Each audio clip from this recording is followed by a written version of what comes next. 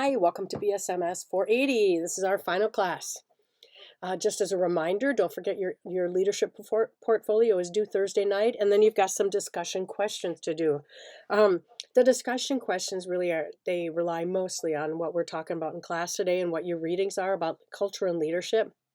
I also posted a video that I thought was kind of interesting, so hopefully you'll look at it. As we look at culture and leadership, I'd like you to think about these questions, which are your discussion questions. Which foreign country would be the most challenging for you to work in and why? And then which foreign country would be the most exciting for you to work in and why? A lot of it has to do with um, oftentimes the way we're brought up, the culture we're brought up in, but it also has to do with the environment we live in. So let's look at culture and leadership.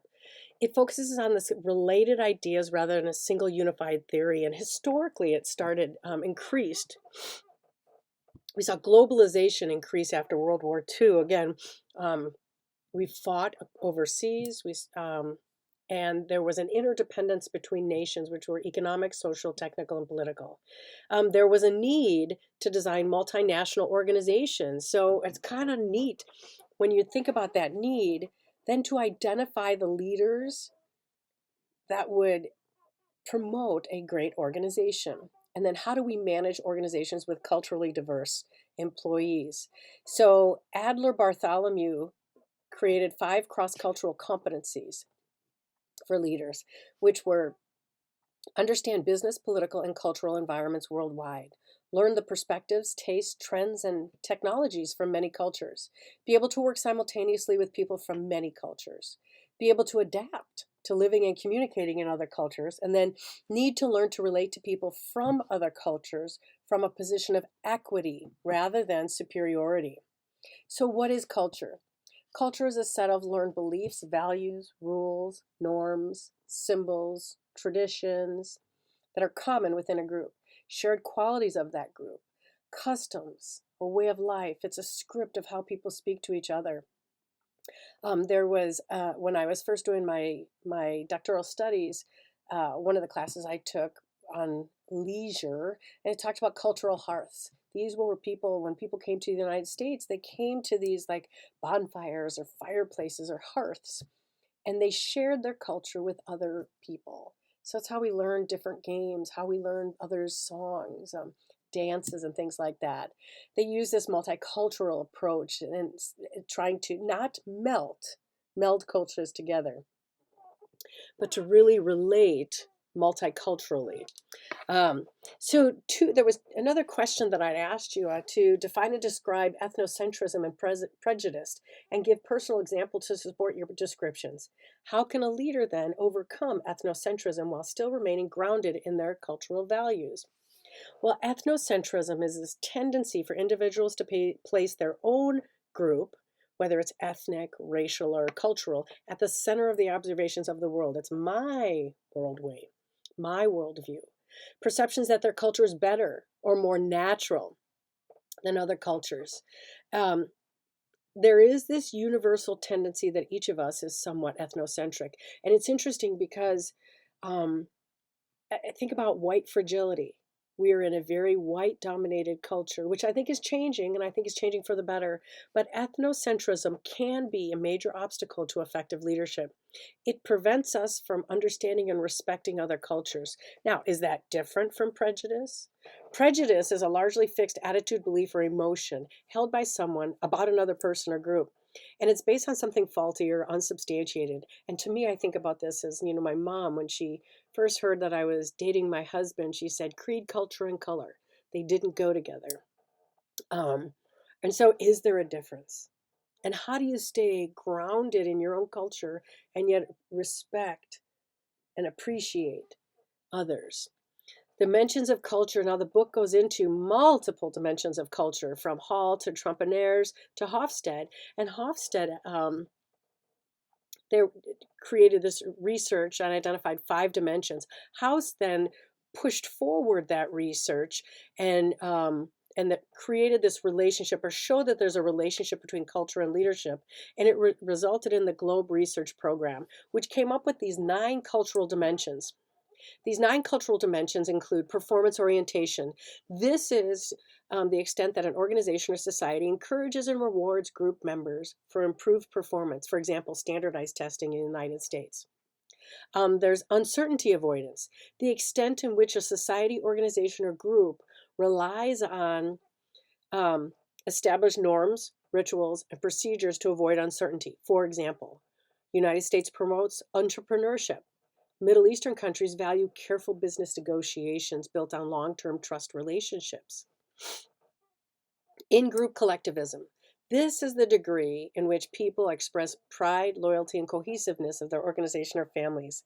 For example, some Middle Eastern cultures regard family and religious affiliation above all else. Honor killings of family members who have disgraced or defiled the paternal leader of the family is part of that in-group collectivism. Power distance, degree to which members of a group expect and agree that power should be shared unequally.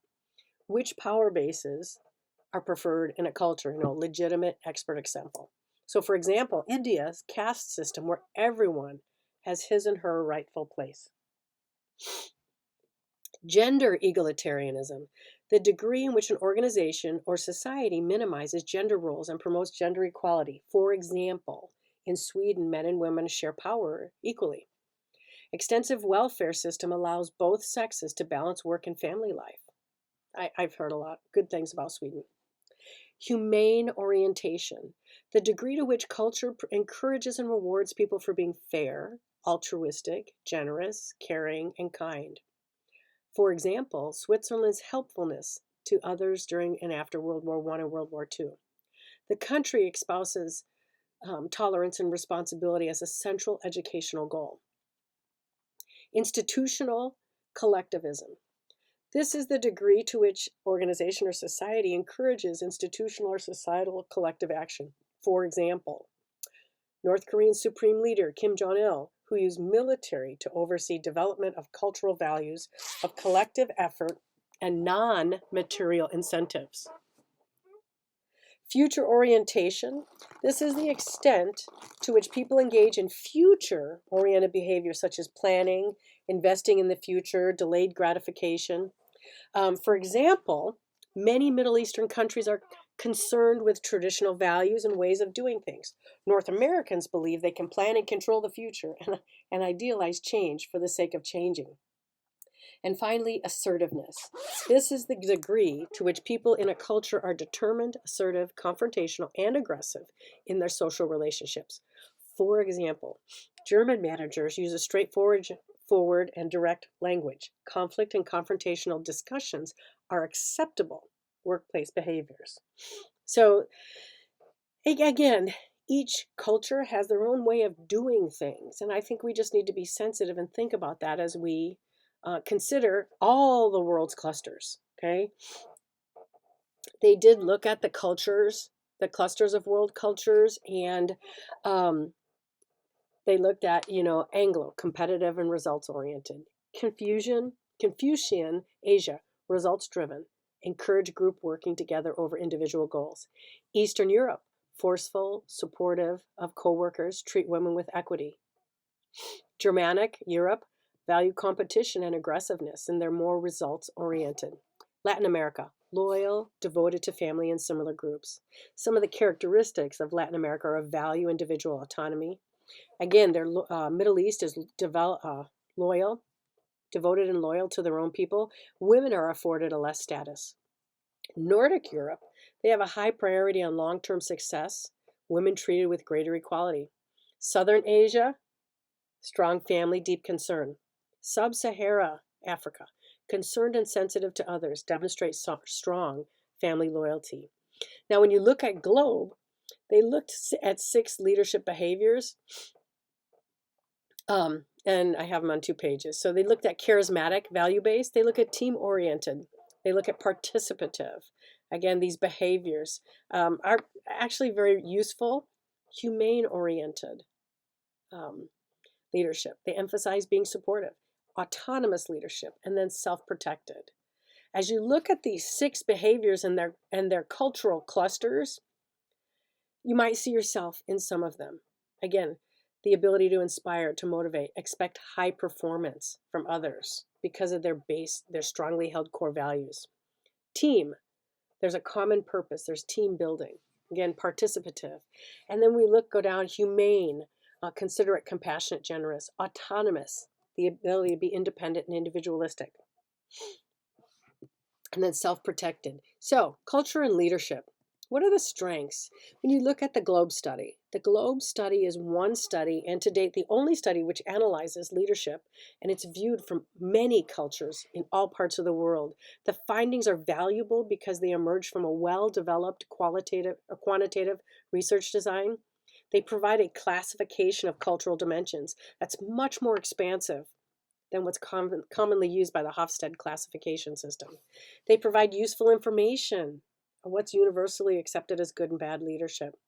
And they provide foundation for other studies on cross-cultural leadership. Criticisms. Some of the criticisms are that it doesn't provide a clear set of assumptions and propositions that can form a single theory. Labels and definitions of cultural dimensions and leadership are somewhat vague. Subsequent research found that the Globe cultural dimensions are often contradictory and don't measure the same qualities when using quantitative studies, other studies.